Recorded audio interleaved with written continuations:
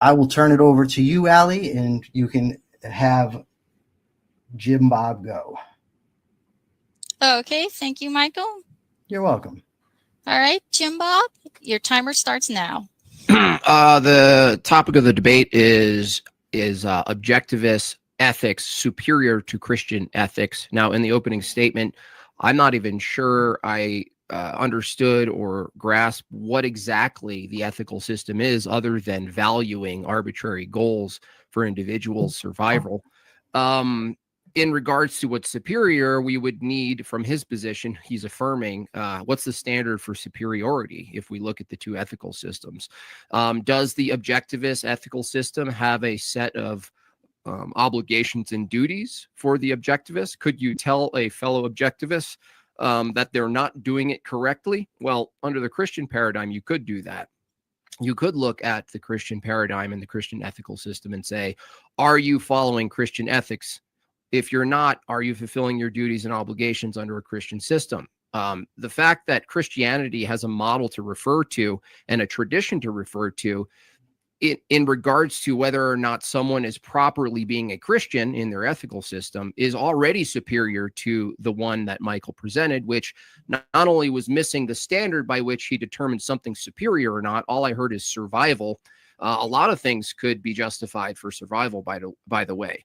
But the other thing is, if it's better, it actually would have embedded in it an obligation to reproduce. So, the Christian ethical paradigm does actually have some deontology, some prescriptives in regards to being fruitful and multiplying. The Christian ethical system has a distinction of what it means to be a human being. We are made in the image of God. There's metaphysical status that we hold to that the objectivist has none. He made the distinction that without a difference between animals reacting to stimuli and human beings having some advanced reaction to stimuli he calls reasoning.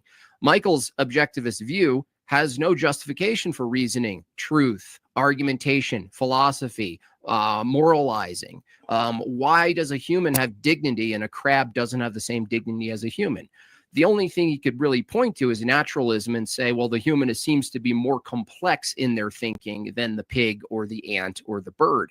This doesn't tell us why we ought to value human beings above animals at all, let alone value other human beings in favor of our own preferences.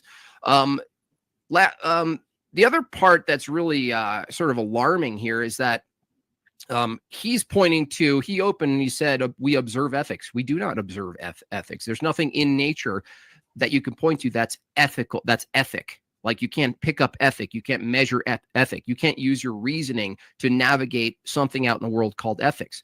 He pointed to survival. He defined value as desirable means to an end. Well, I'm sorry, but power is a value to people. You have you couldn't possibly argue against a group of people saying, let's get together. We value power. In fact, I value terminating everything that's in the way of me, my value of gaining power. Why would that be wrong? It's completely consistent with nature. It's completely consistent with the world that we see.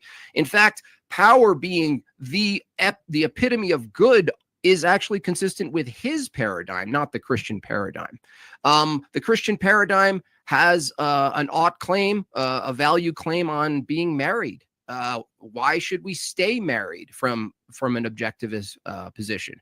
If we're determining what is superior or inferior, obviously we're going to be looking at application to the current society, right? Or any given society for that matter. Well, the Christian paradigm not only has a system that makes sense of marriage through not only a pragmatic view, but it makes sense of it through a metaphysical view. Marriage is actually an expression of Christianity, and it's consistent. An objectivist couldn't say you should get married or you shouldn't get married. It's totally arbitrary. There's nothing from the objectivist view that says you ought to settle down and have families and multiply this thing called humanity. They don't have that in their system.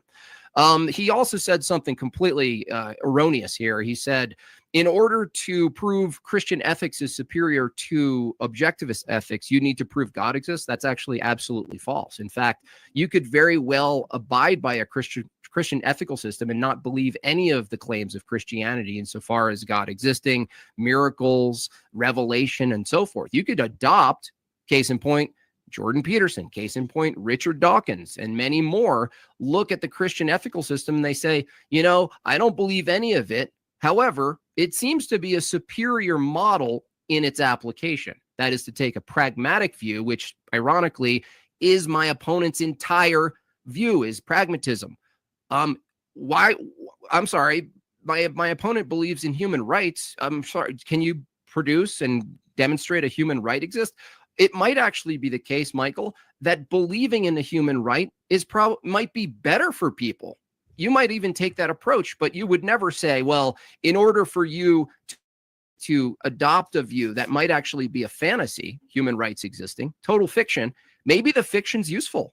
Maybe believing in the fiction, maybe it's the fact that humans don't have any dignity or value. Maybe that's the fact. Well, is it better to believe that we do have value? Well, if that was a lie, would it be less true that it was adoptable as a superior model than looking at the world through a naturalistic lens and saying there's no real value, there's no real truth, there's no real meaning, there's no real teleology, there's no real higher purpose of anything here. We're just in a fixed state of flux and change and scarcity, and we're trying to survive.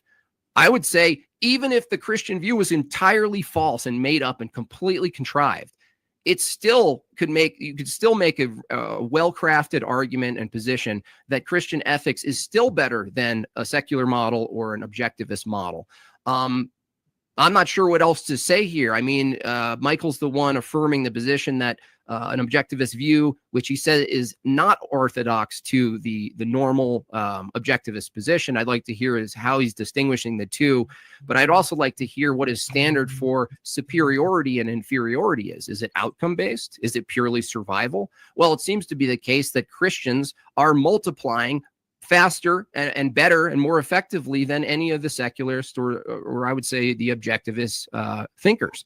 We're the ones who are actually multiplying the earth. We're the ones who are providing the next generations of kids. Why is that the case? Well, it's because of our Christian ethical system.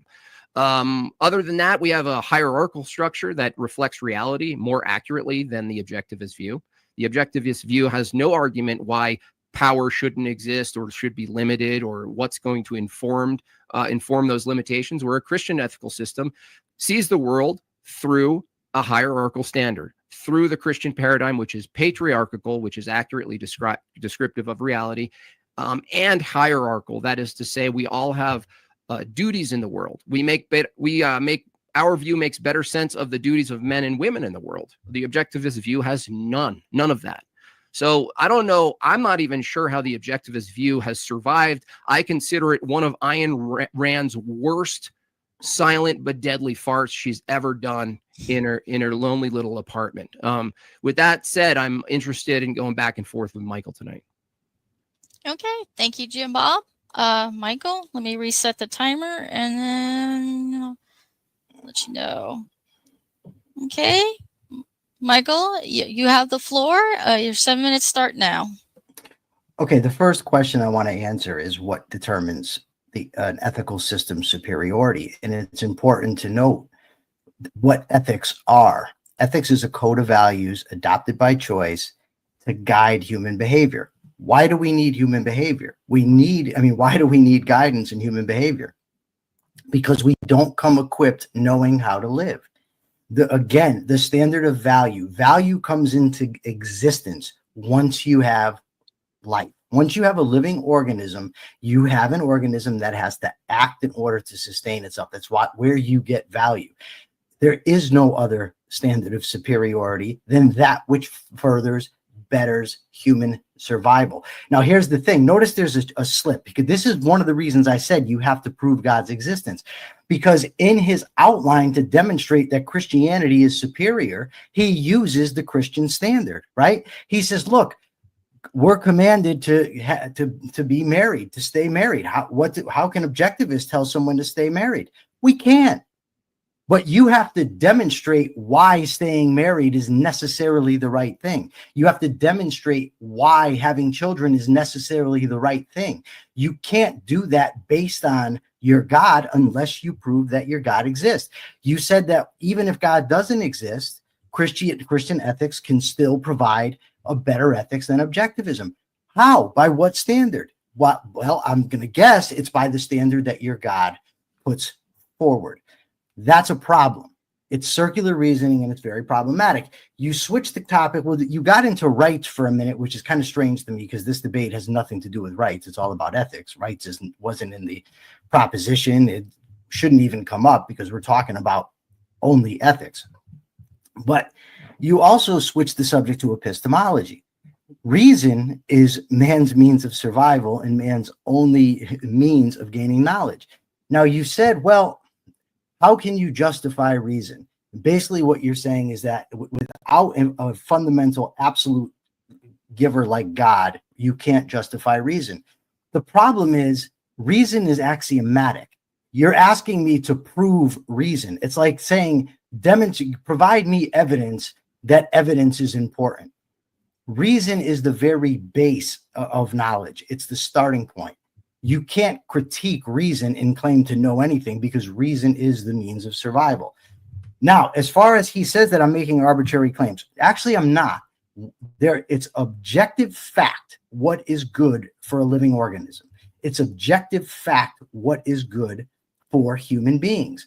That's what a value is. It doesn't matter if that's not how Jim Bob uses the term value. It doesn't matter if that's not how Jim Bob thinks of ethics.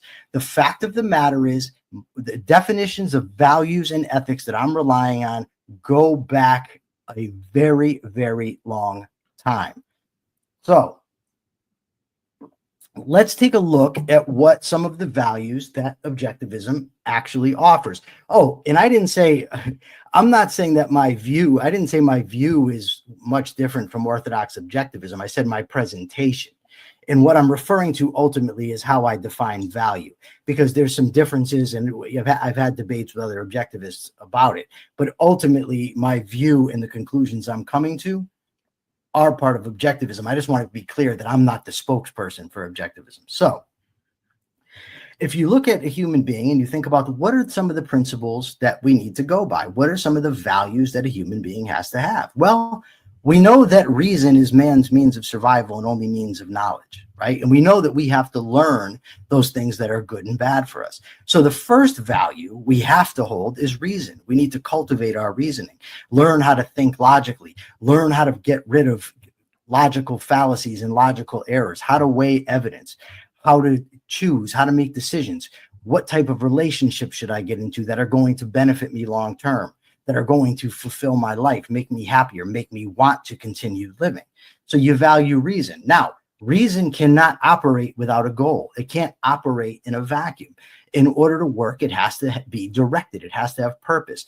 In order for human beings to sustain themselves long term, we have to have a purpose. We dedicate ourselves to a career, to a family, to a workout routine, whatever. But we need short-term purposes. We need long-term purposes. The short-term cannot undercut the long-term, because then we would be destroying the very reason that we have purpose. Now, we also know from observation and from numerous psychological studies that if people don't feel that they're capable of accomplishing their goals, they won't even pursue them. So if you're going to achieve the purpose you set out, you have to feel good about yourself. You have to have self-confidence. Also, what about a person who considered themselves completely worthless? I don't even know, if such a person exists, but a hypothetical, completely worthless. If somebody doesn't feel themselves worthy, they're not going to take the steps necessary to keep going, to survive, to flourish. So the person has to have a feeling of self-worth or self-respect. That's what we call self-esteem. So the three fundamental values in objectivism are reason, purpose, and self-esteem. These are the things that help a human being to flourish across a lifespan. Importantly, when we're talking about human life, Michael, you have under a minute. Okay, we're not talking about survival as a brute or a vegetable. We're talking about survival as a person. If it's me, it's as Michael Leibowitz. Objectivism does this. It offers us guidance for our everyday living. Christianity simply does not, because it's anti-world and it's full of contradictions.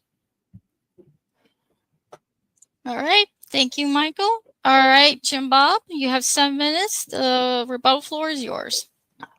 So in that long, short, like that spoken essay. The question is, what's the standard for superiority? I didn't get anything in that. He just made more assertions about value and reason and what it is, but he didn't actually give us, how does he measure, how does he determine an objectivist view, which he says is axiomatic, and gives him all of these assertions. How is it that objectivism actually is superior? How do you measure superiority? He kept saying survival, right? He said reason is man's mean of survival. Okay, well, if I'm in the woods with my daughter, and it turns out that I want to survive, and it turns out that I reason that it's better for humanity that I survive in place of her. If it came down to it, should I not only eliminate my daughter, but let's say she dies, right? And I didn't eliminate her. Can I use my reasoning to eat her?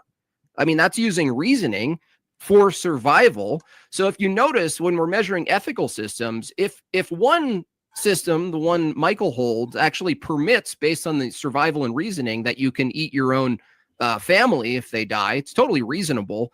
If you want to survive, eat your family. I mean, that's completely simple. I mean, that's simple reasoning, right? Well, the Christian paradigm wouldn't actually look at things that way. They wouldn't say whatever you can do to survive is just and good. That's what Michael's basically saying here. He said something about purpose. What purpose? Well, I'm sorry. Where is this purpose you're deriving from pure reason? There's no purpose you're deriving. You're saying reasoning is the purpose. Okay, toward what? To more reasoning? It doesn't tell us why we ought to survive. And what gives a human being a higher level of value than other animals, Michael? You're just saying because they reason? Well, why should humans survive above other animals?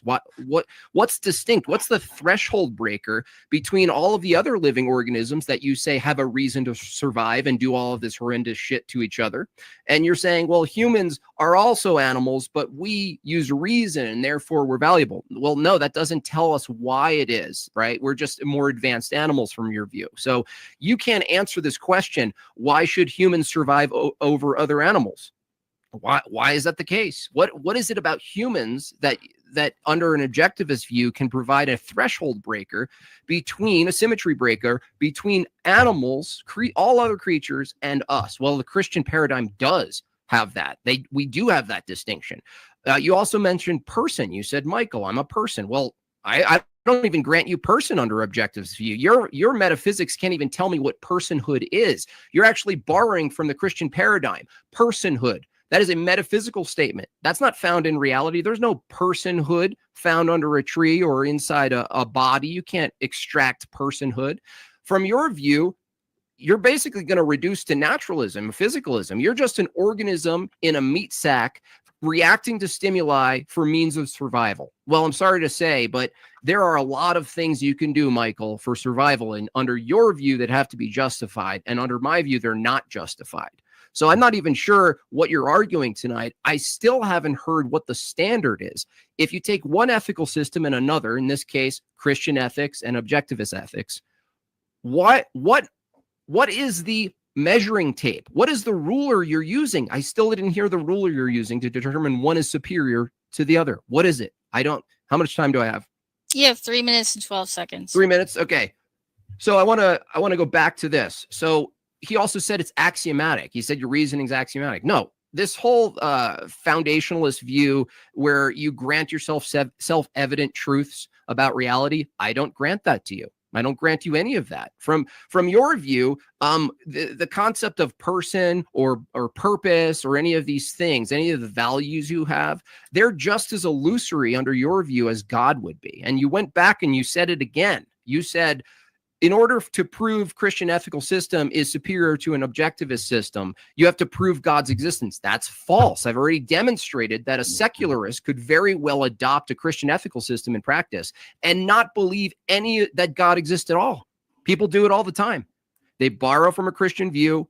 They mimic the Christian view. They take some of the Christian view and they put it into practice and they say it's a superior model. You could even debate someone in the future, Michael, named Pine Creek Doug. He can argue pretty well to adopt a Christian ethical system. He'd rather live in a Christian society than a secularist society for certain reasons. He doesn't mean he has to prove There's nowhere Pine Creek Doug has to prove that God exists for him to say, well, according to my values, the Christian ethical system, if I were to buy it and pick it up on the shelf of ethical paradigms and put it in the basket, I think it's superior to this other thing.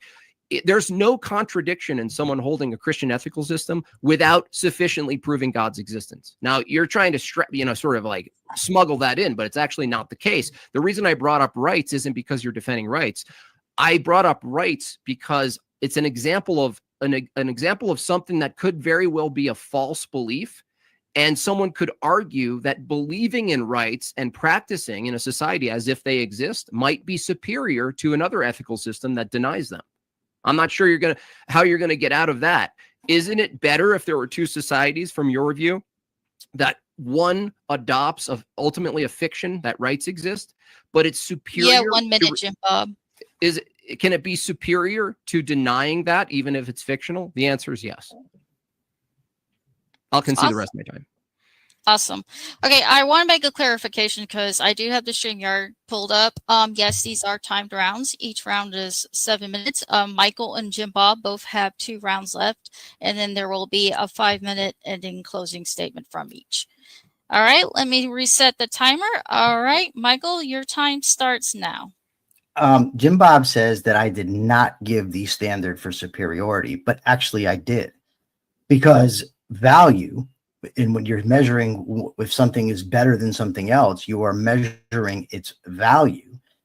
Human life is the standard of ethical value. An ethical system is a system that guides human behavior. So the human life, which ethical system does better for human life, is superior. Now, Jim Bob continues to say that you don't need to prove God to prove Christianity is superior. But if you have no God, Jim Bob, then what is your standard to make that claim? You've said, well, people can argue. People can argue a lot of things, doesn't make it true. You said people can say, that also doesn't make it true. You said somebody can say, according to their values, Christian ethics are good. Again, you're not providing any standard. If you can't prove God exists, you have no standard to measure any of the claims that you're making. If you do, then tell me what it is. Tell me what standard, independent of what your God claims or you claim to have said, tell me what standard you're going by that you could judge Christian ethics to be superior without God. Now, you made this claim about animals. I've never said humans are more valuable than animals. Now, if you're asking me why humans should treat animals different than humans, that I can answer. And the answer is because we get enormous value from dealing with other humans, from dealing with creatures that are capable of rationality, from forming human relationships, for having romantic relationships, for being able to trade, to be able to get knowledge from other human beings. It's understood in objectivism that initiating force is wrong. Why? Because it's ultimately not in the interest of the person to do so. You initiate force against somebody, you're rendering ineffective his rational faculty. You're stepping between yourself and his mind and saying you cannot make your decisions. But it's in our interest to deal with people rationally. No, I said initiate force because we can defend ourselves if somebody else attacks us. But the main thing here and I also never ever said that ethics is derived from an axiom. You've said that a couple times. In regard to reason, I didn't say reason is the purpose. I said reason needs a purpose to function. Now, clearly, I can set a purpose for myself. There doesn't need to be a God for me to say, okay, in the next 10 minutes, I want to accomplish the task of carrying this pen downstairs. My purpose is to carry the pen downstairs. I take the pen, I carry it downstairs. There doesn't need to be a God. I can choose my career. I can say that my long-term purpose is to cure cancer, to solve the mystery of quantum mechanics, or I can say I just want to be an entrepreneur and make a lot of money. Those all would be my purposes, and I don't need God to do so. So family, career, those can be my purposes. The differentiation between human and animals, the difference is the rational conceptual faculty of man. Human beings can reason, We also have propositional speech. We can make agreements with each other, and we also operate by choice. Those are the fundamental differences between humans and animals, and it's why humans are more valuable to me than animals. I don't see anything else that I need to cover. He's saying that I tried to smuggle in the idea of that he has to prove the existence of God. I say he has to prove it again because without God, he has no standard. So I will ask him, if there's no God, then what is your standard to judge the superiority of something? I've said the superiority of an ethical system should be judged by the benefits it gives to human life, because human life is the standard of value. So unless you're going to accept the standard of value that is human life, in which case I win, you're going to have to provide your own. And it has to be discoverable independent of your God, or else you have to prove him. That's all I have to say. Okay. Do you need to say something, Ellie, or? Yes. Thank you, Michael. All right. Okay, Jim Bob, your time starts now. No, it's still completely incorrect. I've already demonstrated. All I need is a counterexample. He's saying if you can't prove God is existing, how can you argue that a Christian ethical system is superior? You could look at the outcomes that are preferred by people who are alive. You say, I want an all-in-group society, like a covenant community that shares the view of a world, even if it's not true. I like that we all have a view on stealing. We have a view on abortion. We have a view on these things. You have a shared in-group preference. A shared in-group preference for Christianity already debunks your claim that a Christian ethical system can't be superior to another one that doesn't have an in-group shared cohesive ethical framework. It's already practically. So if you're going to look for another way to judge, which still you haven't given a standard for how you're going to judge one is superior to the other, I can tell you right now, holding a Christian ethical paradigm to your objectivist view, I already hold a view. Even if God wasn't real, I hold a view with other people that believe that it's our duty to multiply. We have procreation. You don't have an obligation to procreation. We have a duty to merge ourselves to another, marry ourselves, become one flesh. Even if God isn't real, that's an obligation and duty that people can share that is valuable in society. Families are valuable for societies, right? They're bonding structures. They're small governments, if you will. A large shared community that believes the same thing. Ultimately, even if they are wrong that there's an afterlife and a God, you're arguing right now that there isn't an in real world application of value of a shared in-group preference of a worldview and an ethical framework. Of course there is. Of course there's a value. It doesn't.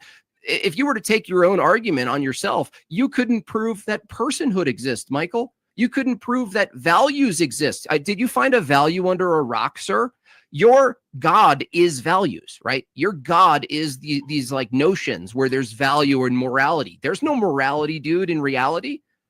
According to your own standard, you can't provide a superior standard, because if you used your own model on yourself, your own argument on yourself, you'd say, if I can't prove morality exists out there in the world, if I can't prove that personhood exists in the world, then I can't provide a superior model. It's impossible. I've demonstrated that's actually wrong. We could look at just outcomes between Christian ethical systems and objectivist ethical systems.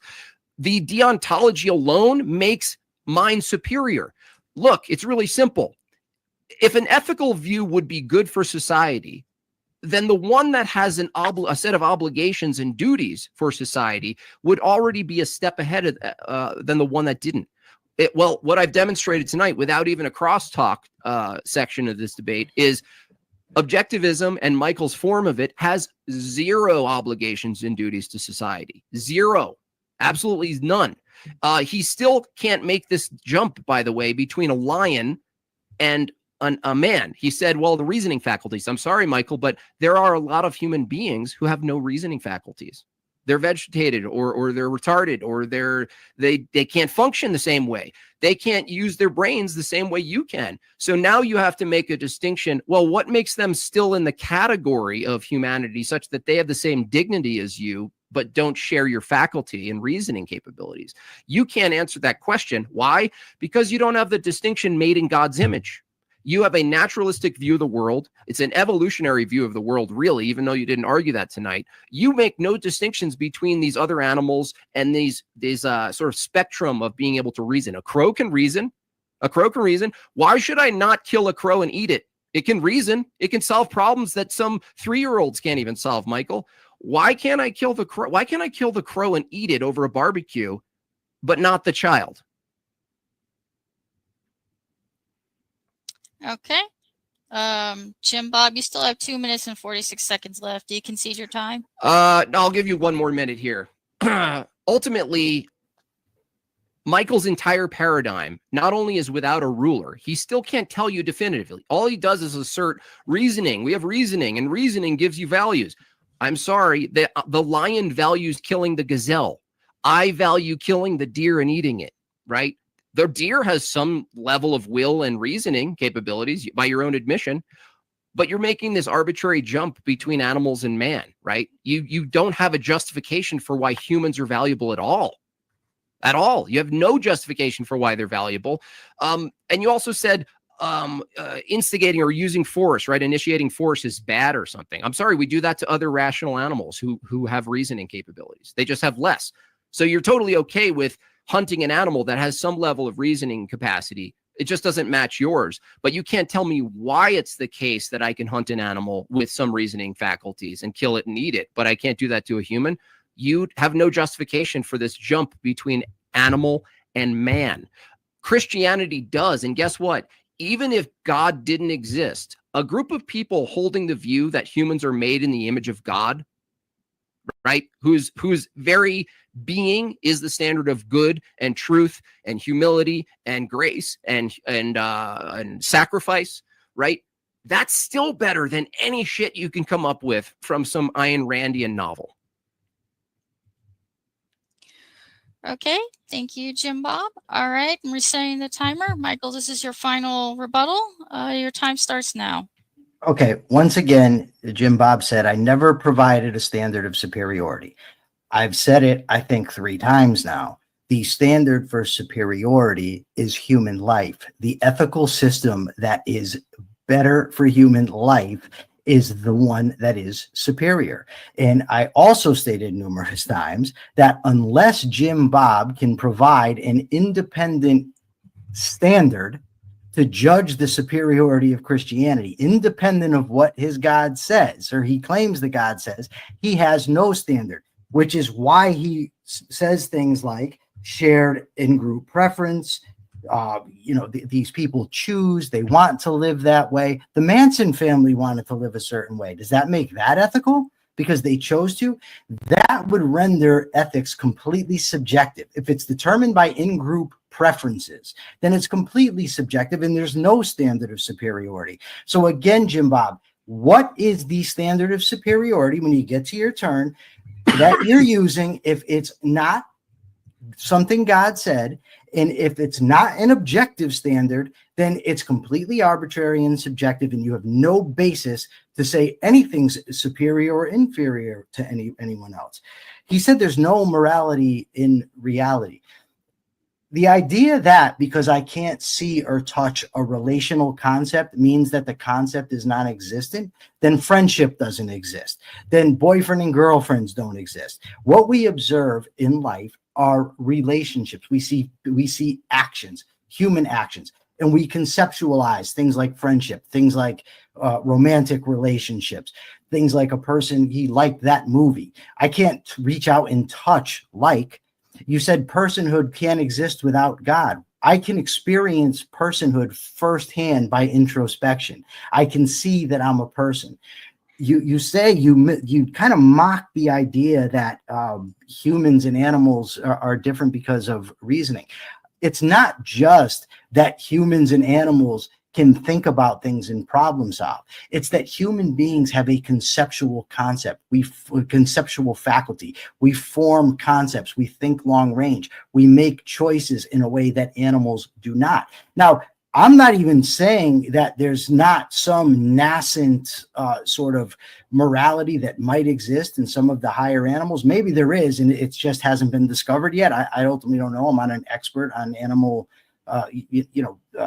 morality, but I do know that there's no animal on this planet other than us that can engage in propositional speech, that can engage in long-range planning, and that has freedom of the will. Those are huge distinctions between man and animals. He said that I claimed that reason gives you values. No, I never said that reasoning gives values. What I said is reason discovers values, that values are in the world. You can see that some things are good for living organisms and some things are bad.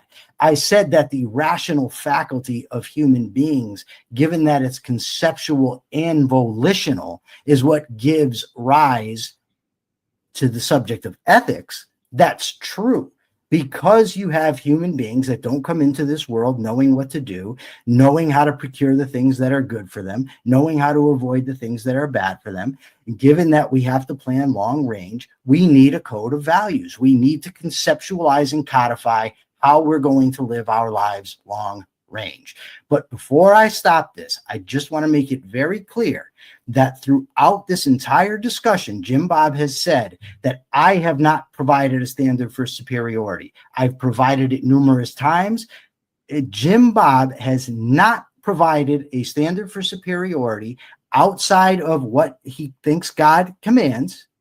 And that's why he has to prove God in order to justify that standard. If he cannot prove God, he has no objective for superiority.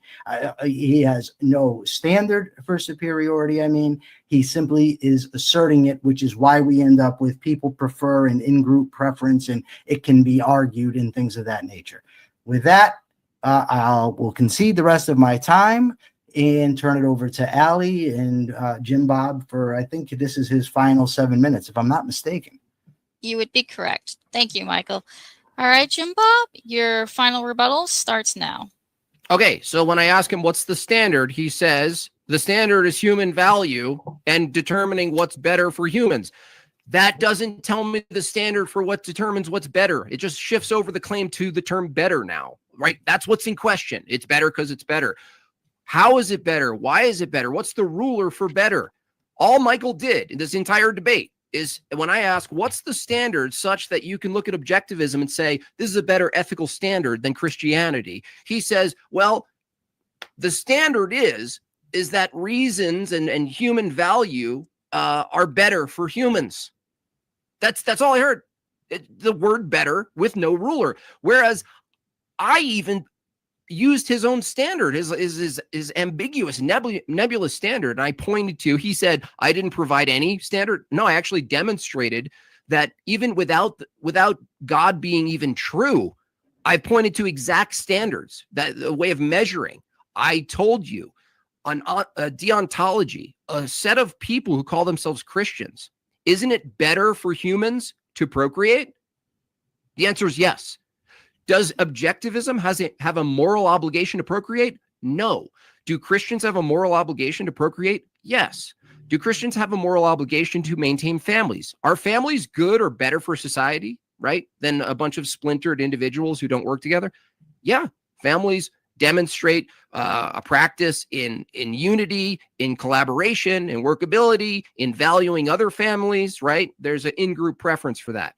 Just the set of preferences that can be produced from Christianity is already superior to objectivism. So I've already listed a couple of things. Is it better for a group of people? There's two groups of people, right? One group of people believes they were made in the image of God and all human beings have dignity.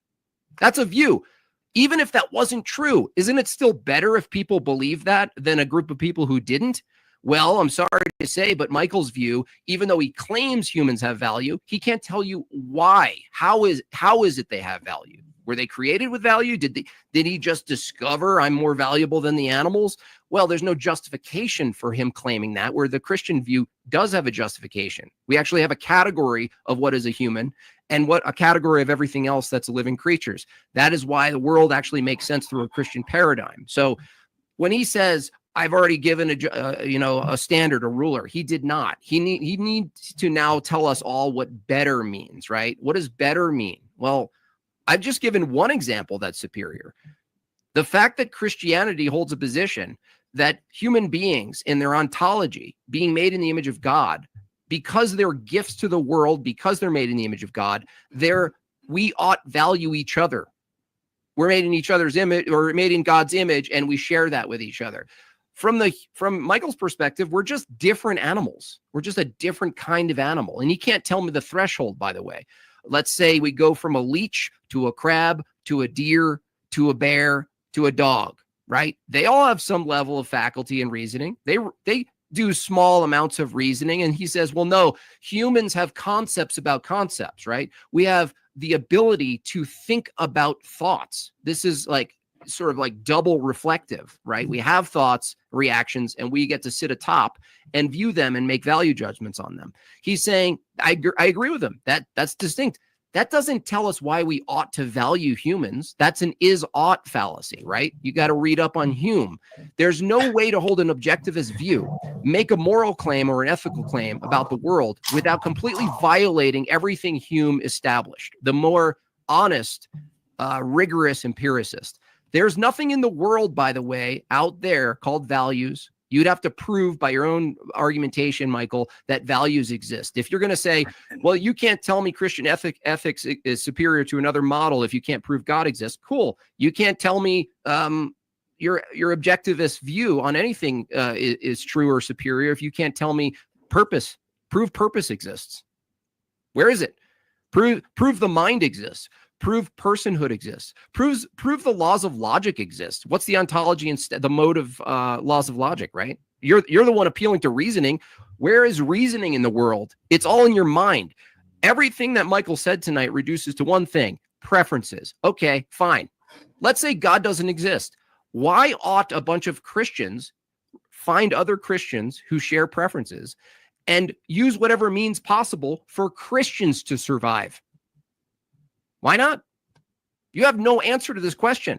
It's impossible to answer because you're stuck in an is-ought gap. You cannot bridge the gap. An empiricist cannot bridge the gap. A naturalist can't bridge the gap. And certainly an Ayn Rand fanboy, whoever you guys are in the chat, you know who you are, cannot bridge the gap. Objectivism is one of the most disgusting worldviews. Why? I'll finish with this. It permits all sorts of crazy shit in the name of, well, if it didn't violate anything, then fine, right? We could get into the social ramifications. You know, two brothers could actually get married and have a sexual romantic relationship under Michael's view. Is that good? Is that good? Is that a good ethical system? Someone could rent a cadaver under Michael's system. There would be no violation of personhood. That's just a sack of meat, right? They could just as well rent grandma's body out. Now, the reason I use these extreme examples is for a purpose. It's to draw out the logical consistency of his worldview. And his worldview and ethical paradigm, Bob, you got 1 minute, permits all sorts of things, both alive and posthumous things. He can't tell me why any of these taboos would be wrong. They don't pervert anything. Anything you see in nature, you might as well be able to do. Right? But then he says, no, I'm special pleading for humanity. Humanity's different. Those animals, the lion tears the head off a zebra, right? It's fine. That's what they have to do to survive. But then when a human says, well, this is what I have to do to survive, what can Michael say to that? This is what we have to do to survive. We have a group of people that says we need to take over neighboring tribes and take all their shit. And Michael goes, why? And we go, because that's how we survive and grow. That's our value system. We value growth and terrestrial gain. What are you going to say about it, objectivist? Nothing. You can't say anything. Okay, thank you, Jim Bob, and that is time. Do y'all still want to continue, or just... No, I've got a girlfriend in the basement waiting for me to watch TV. So no, I can't go on much longer. But can I start my 5 minutes? Yeah, go ahead. Okay, first of all, I never said that the standard of superiority is human value. I said the standard is human life. Throughout this, Jim Bob has over and over again misrepresented what I've said. Like he claims that everything I've said comes down to preferences. No, I've never referred to preferences, not once.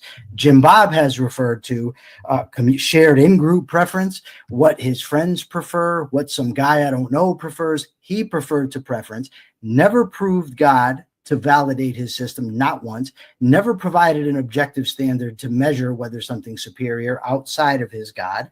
He assumes that we have to have commands in order to reproduce, which is just silly. He appealed to collectivism, to the collective human group as sort of a standard of superiority, hasn't demonstrated that. He tried to appeal to emotion and what grosses people out, claiming objectivists would count in sex between brothers and all kinds of weirdo stuff that these guys are into. I don't know what their obsession is with incest and with weirdo stuff, sex with animals, but objectivism certainly doesn't countenance it. If you really want to have a debate about that, we can. As far as just going and raiding other territories, the objectivist ethics, one of the fundamental things that are considered evil is the initiation of force. You're talking about initiation of force. If we want to debate why initiating force is not good for me, is not good for my group, for my long-term best interest, that's an entirely different debate.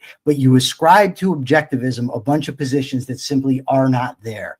About taking over, about having sex with renting cadavers. No objectivist would ever countenance any of that shit. None.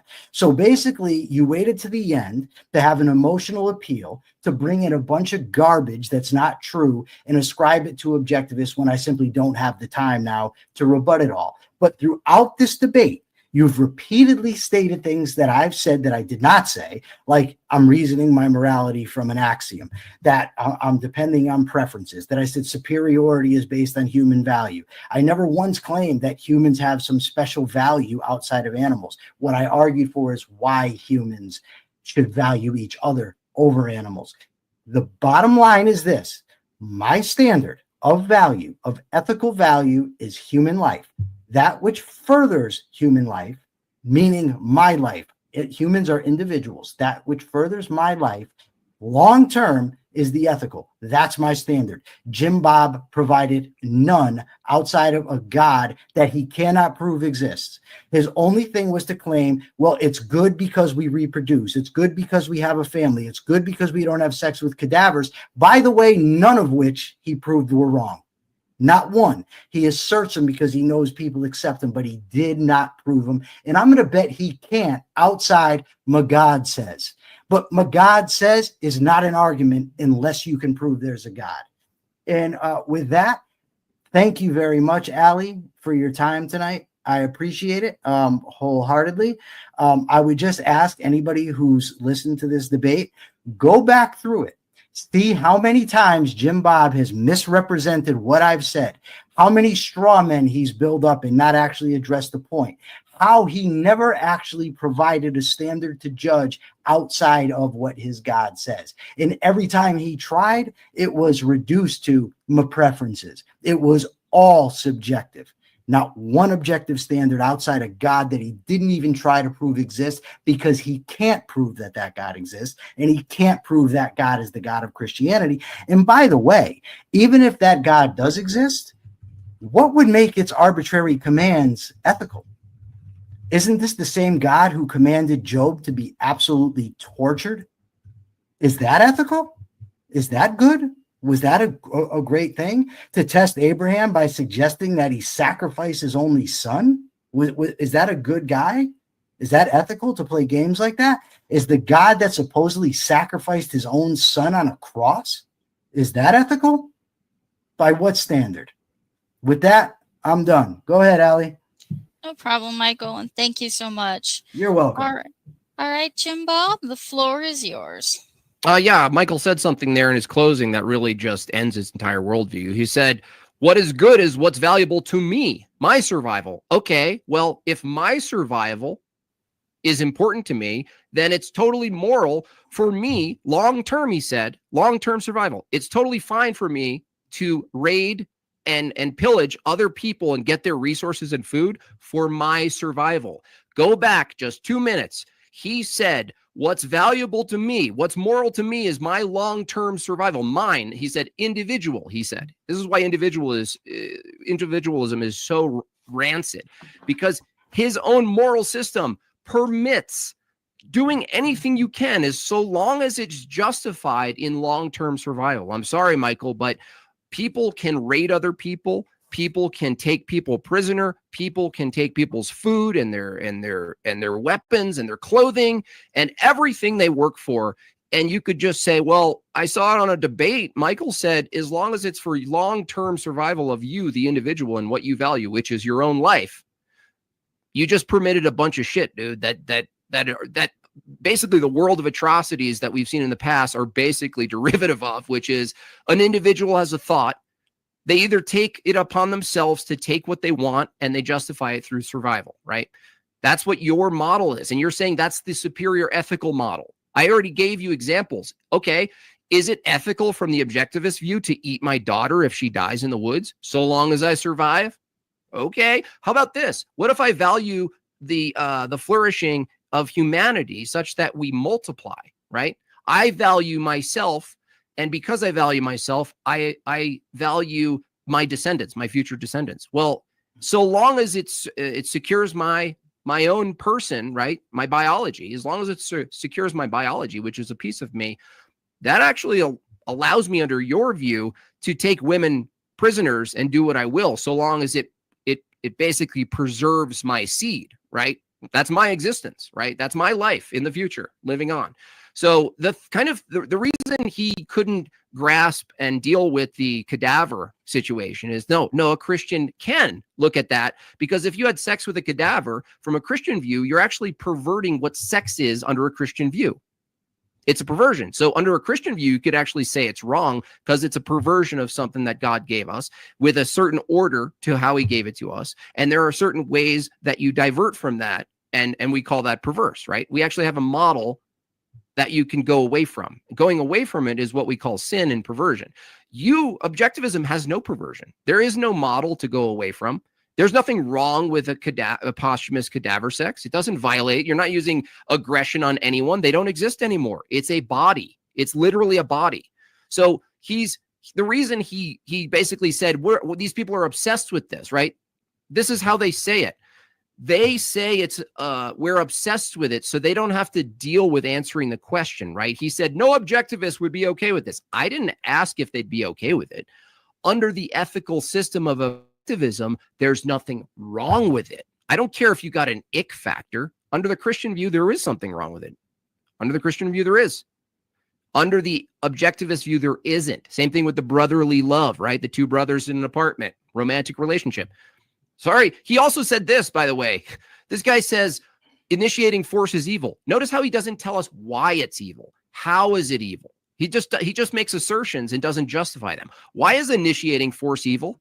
Okay, cool. So if I stop my son from going into the road, am I not initiating force and violating his will? So based on Michael's ethical system, that's wrong. Stopping people from harming themselves is immoral under Michael's ethical system. And he's here tonight to tell me and the rest of you guys that his objectivist standard of ethics is superior to Christianity. And I've listed about 5 atrocious things that under his own view would be totally permissible and totally consistent. And he can't tell me why they're not consistent. So instead, he has to call us obsessed with these. Well, sorry, Michael, we purposefully develop these hypotheticals because we know it tests your logical consistency.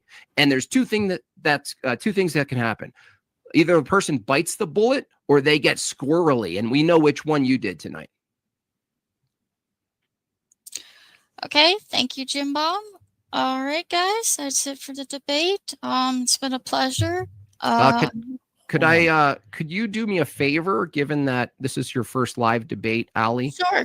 If you have access to it, if you don't, that's fine. I can go through, but I would like to read super chats, which has habitually been a part of my debate platform.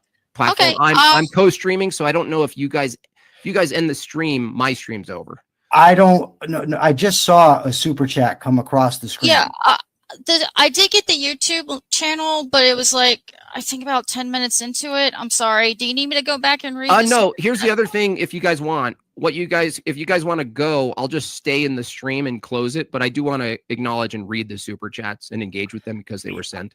I'm okay with doing it. I don't know how to do it. I know you just leave the studio, Michael. Just don't end the stream. Allie, you just take yourself down if you want to leave. And it'll just be me left reading the chats, and then I'll close.